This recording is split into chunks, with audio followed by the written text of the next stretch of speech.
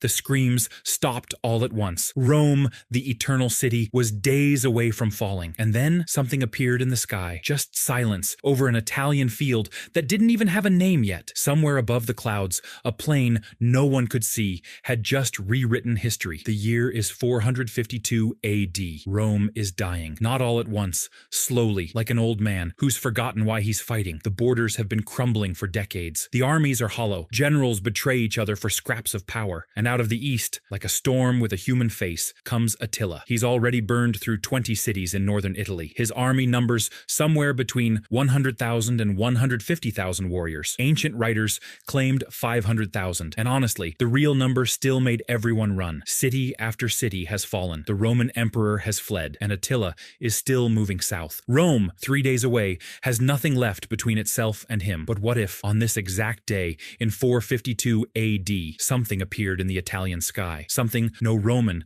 no Hun, no person alive in this century could explain. A machine that flies, that circles silently above the clouds, that kills from 7 miles away without warning. What if one AC-130 gunship arrived above Italy in the summer of 452 AD? Could it actually stop the fall of Rome? To understand how total this would be, you need to understand who Attila really was. He wasn't some wild raider from a painting. He wasn't a cartoon villain. He was a statesman, a strategist. He spoke Latin and Gothic fluently, in addition to his own language. He had actually lived in Rome as a child hostage. He studied how the empire worked. He understood it from the inside. He became king of the Huns in 434 AD alongside his brother Bleda when Bleda died, and most historians suspect Attila arranged that. He ruled alone, and everything accelerated. He did something no steppe leader had ever done. He unified them. Huns, Goths, Gepids, Alans, Ostrogoths, dozens of separate peoples under a single banner. An empire built on horseback, moving constantly, impossible to pin down. His warriors were horse archers, and they were the best in the world. They could fire arrows accurately at 100 meters, while galloping at 40 miles per hour. Roman infantry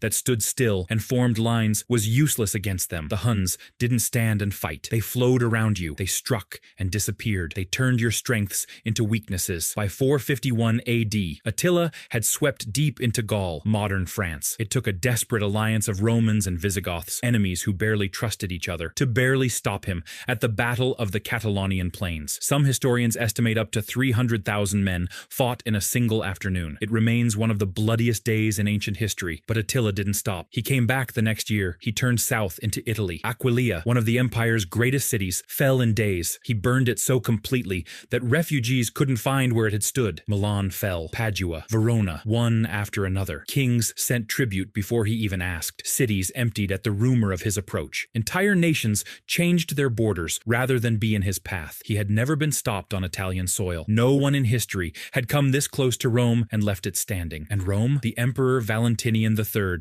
sat in Ravenna, a city surrounded by swamps, and sent nothing. No legions, no help, no answer. Historically, only one man went out to meet him, Pope Leo I, unarmed, alone, and somehow Attila turned back. Nobody fully knows why. In this timeline, the Pope never leaves Rome. Something else meets Attila instead. Let's talk about what the AC-130 actually is, because the numbers here will make your brain stop working for a second. Most people picture a fighter jet, fast, sleek, gone before you blink. The AC-130 is nothing like that. It's a cargo plane, literally a C-130 Hercules. The same blocky, slow, lumbering transport used to haul supplies and troops. 4 propeller engines, wide body, looks completely unremarkable. Then someone put cannons on the side. The main weapon is the 105mm M102 howitzer. This is a full artillery piece, the kind armies drag onto battlefields and fire from fixed positions on the ground. Now, imagine it bolted inside a flying airplane, firing sideways while the plane circles overhead. Each shell weighs 33 pounds. It travels at 1,500 feet per second. The explosion radius on impact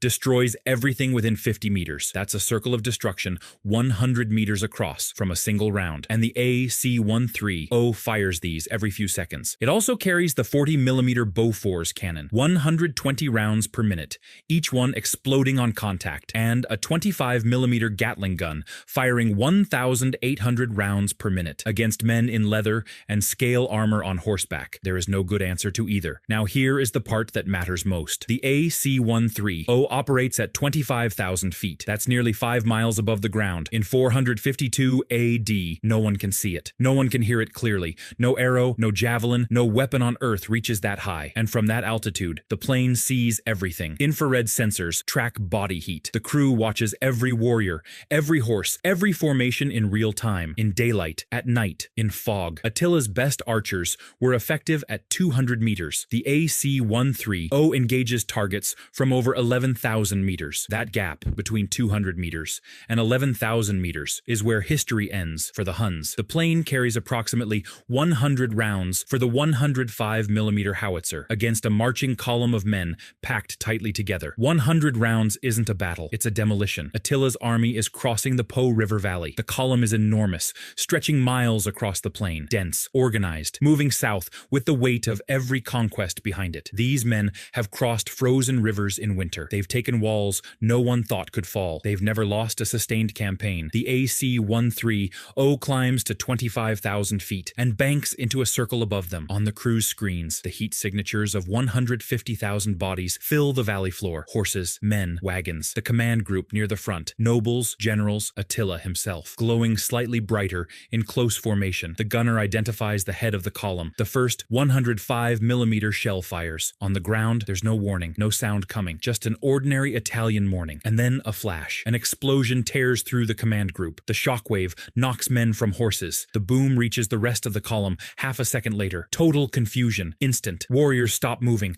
They look in every direction. Which side did that come from? Where are the Romans? Where is the enemy? There's nothing. No lines of infantry. No cavalry on the horizon. Just open sky and settling smoke. Then a second explosion. Closer. Then a third. The horses break first. They always do. Thousands of cavalry animals, terrified by sound and fire they've never experienced, pull against their riders. Warriors who've ridden since age 4 struggle to hold their mounts. The formation that took months to build begins dissolving in minutes. Commanders shout, "Spread out, don't group together, move now." The AC-130 adjusts, aim, and follows. The 40mm Bofors opens up, 120 rounds per minute, walking in a line across the column, methodical, mechanical, relentless. There is no Latin word for this, no Hunnic word. No language spoken in 452 AD has vocabulary for what's happening. Veterans who've survived 30 years of warfare fall without understanding what killed them, not understanding the direction, not understanding the distance, not understanding why there is no enemy to charge. That is the thing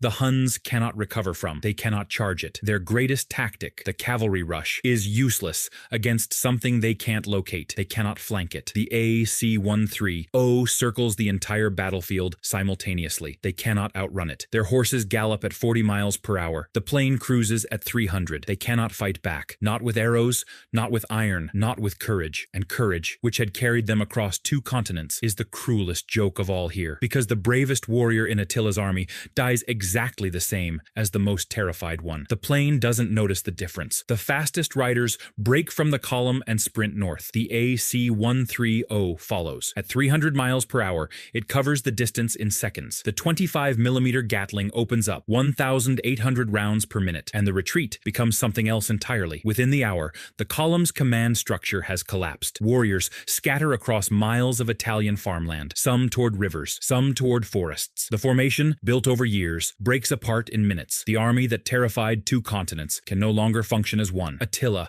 watches from a ridge to the east. He doesn't run. He's never run. He has stood at the edge of more battles than any man alive. He has made decisions that cost thousands of lives and never flinched. He has stared at Roman walls and broken them through pure will. But now he is completely still. He watches Onagesius fall, his greatest general, a man who'd ridden beside him for 20 years, who built the bridges in winter, who took the walls in summer, who knew Attila's mind before Attila spoke it. Gone in a flash of fire and smoke from something that came from nowhere. He watches young riders, boys barely old enough to have fought in a real battle, drop from horses that keep running without them, riderless horses circling in confusion. That image stays. He looks across the valley. These were his people, every one of them. He knew their faces. He had stood at their fires. He had promised them something, the greatest prize in the ancient world. Rome, gold, glory enough to carry home to the steppe and live on for a lifetime. They had crossed everything for him. Frozen rivers, mountain passes, 1,000 miles of road in summer heat. They believed in what he was building. Not just an army, a nation, something that had never existed before. A home for people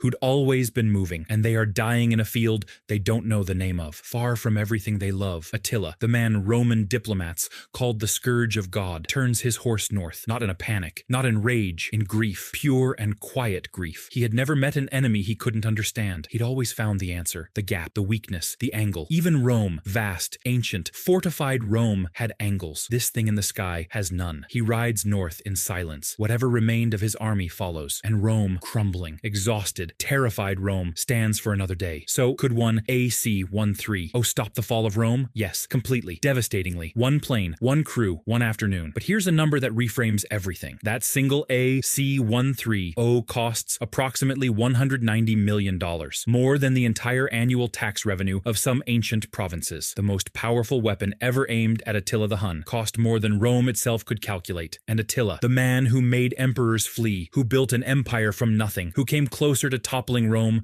than almost anyone in history, was stopped by something he could never have imagined. Not because he was weak, not because his men lacked anything, but because 1,500 years of time stood between him and his enemy. He was the greatest military mind of his age, possibly one of the greatest of any age. In any other century, he wins. He always finds the angle, but there is no angle against 1,500 years of progress. That's the real answer here. Attila wasn't defeated by a better general, not by a braver army, not by superior tactics. He was defeated by time, by the slow, relentless accumulation of everything human beings figured out over 15 centuries. He didn't lose because he lacked courage. He had more courage than most men who ever lived. He didn't lose because he lacked intelligence. He outthought empires. He lost because his enemy came from a world he couldn't have dreamed of, and no amount of genius, no amount of will bridges that gap. History is full of men like Attila, men who were genuinely unstoppable until the world moved past them without asking. That's not a story about weakness. That's a story about time, and time doesn't stop for anyone. Think about which side of that gap you'd want to be on.